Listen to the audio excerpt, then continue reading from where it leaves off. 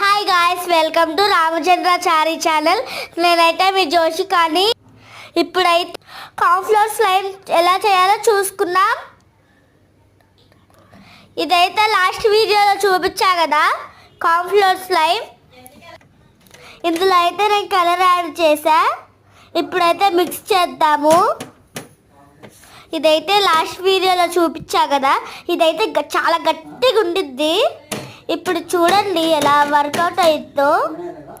గట్టిగా అంటే అసలు అతుక్కోదు, మన చేతికి స్లోగా పెడితే అంతే లోపలికి వెళ్ళిపోయి అతుక్కునిద్ది. చూడండి ఎంత గట్టిగా ఉందో కదా. ఇదైతే చాలా గట్టిగా ఉండిద్ది.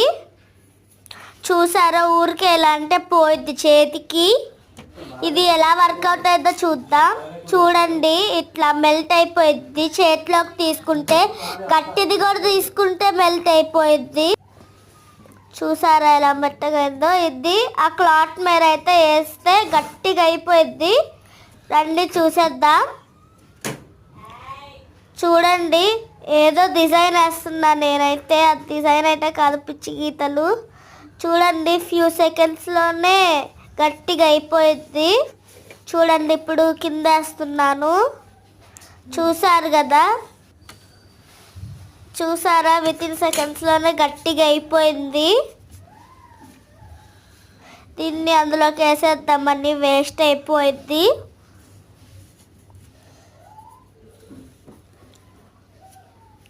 దీన్ని ఎలా చేసానో ప్రాసెస్ తెలుసుకుందాం రండి.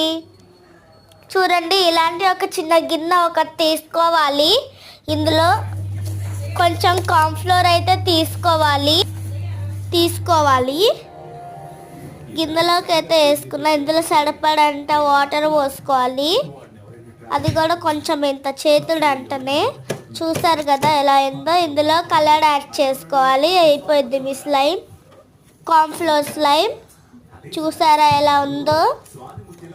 చాలా మజాగా మంచిగా ఉంది కదా. చూడండి ఎంత గట్టిగా ఉందో. ఇట్లా మెల్ట్ అయిపోయింది చేతిలోకి తీసుకుంటే. ఓకే, చూడండి. Bye bye. ఇష్క్ యూ ఆల్.